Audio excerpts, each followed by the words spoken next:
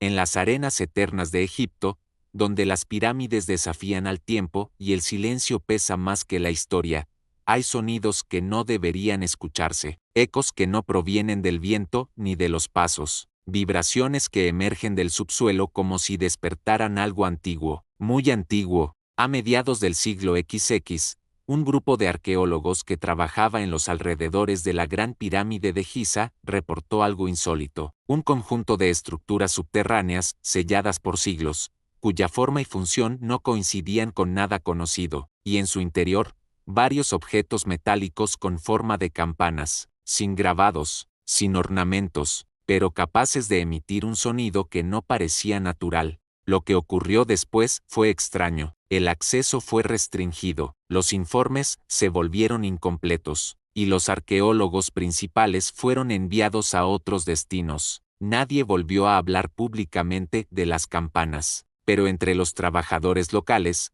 surgió un nuevo nombre para ese lugar oculto: el pozo que canta, la cámara que susurra, y algunos incluso lo llamaron la caja del juicio. Fue en 1954 cuando un equipo de egiptólogos, liderado por un arqueólogo franco-polaco llamado Marc Clubes, descubrió una grieta anómala cerca de la base occidental de la Gran Pirámide. No era una cámara oficial ni una tumba reconocida, era un pasadizo oculto entre bloques de piedra erosionada, cubierto por siglos de arena acumulada y vigilancia negligente. Los registros indican que la entrada conducía a una red subterránea que descendía en espiral, formada por corredores estrechos y cámaras con humedad inusual. No había jeroglíficos, no había sarcófagos, pero en el centro de una sala circular, casi perfectamente acústica, encontraron 7 estructuras metálicas en forma de campana invertida, colocadas sobre pedestales de piedra negra, alineadas con precisión matemática. El equipo intentó mover una de ellas, y el simple contacto generó un zumbido tan profundo que varios miembros del grupo sintieron vértigo. Uno se desmayó, otro sufrió sangrado nasal. El sonido no era alto, era grave, resonante, y parecía vibrar dentro del cuerpo, como si las campanas no emitieran un sonido, sino una frecuencia.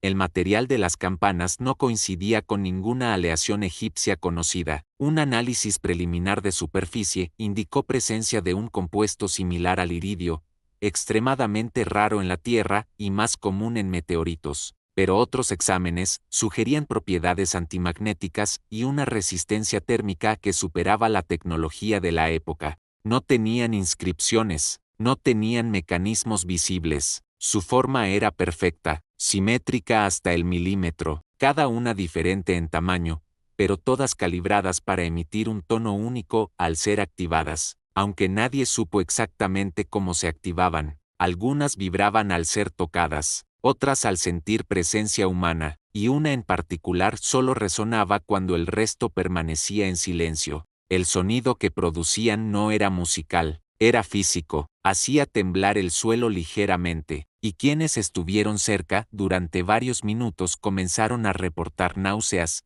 visiones fragmentadas y estados de trance. Uno de los obreros aseguró haber visto a su madre fallecida de pie dentro de la cámara. Otro huyó diciendo que las campanas lo llamaban por su nombre. Pocas semanas después del hallazgo, las autoridades egipcias cerraron el acceso a la cámara subterránea. Se colocaron sellos estatales. El equipo fue desmovilizado sin explicación. Marc Clubes desapareció del registro arqueológico, y las pocas notas que existían sobre las campanas fueron confiscadas o destruidas. Solo se conservan copias incompletas, extraídas clandestinamente por uno de los asistentes del equipo. Se dijo que la zona fue convertida en almacén militar. Otros aseguran que miembros del servicio de antigüedades fueron trasladados en secreto para custodiar la entrada, y hay quienes afirman que una de las campanas fue retirada por un grupo extranjero y llevada a una base militar en Estados Unidos. Ninguna de estas versiones ha sido verificada oficialmente.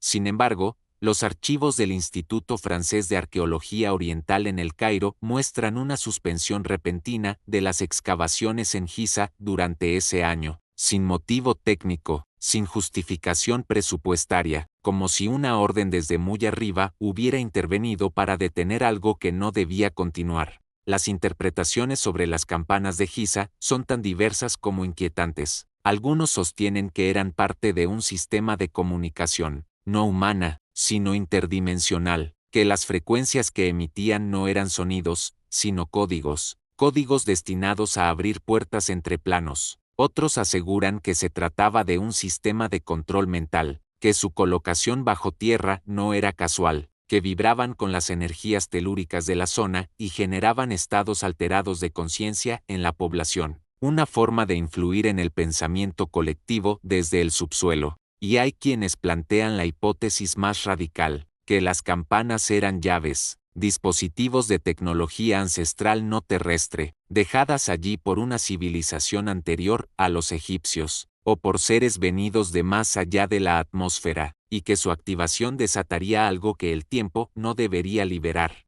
Curiosamente, en algunos textos egipcios menos conocidos, se menciona un objeto sagrado que no puede verse, que solo puede escucharse, un artefacto enterrado bajo la morada del sol, que despierta con el aliento de los dioses, y que, si se activa, sin el rito correcto, puede hacer que el cielo caiga sobre la tierra. En el libro de los muertos hay un pasaje donde se describe una voz sin garganta que resuena bajo la piedra, y en los mitos de Tot, dios del conocimiento y de las palabras mágicas, se habla de un instrumento del juicio escondido en la tierra negra, que vibra con la verdad y castiga con el eco. No son menciones directas, pero son resonancias, ecos, como si las campanas hubieran estado siempre allí, silenciosas, escondidas, registradas solo en símbolos, en fragmentos de plegarias, en advertencias veladas que cruzaron milenios para seguir esperando bajo la arena. Entre los pocos informes conservados del equipo original,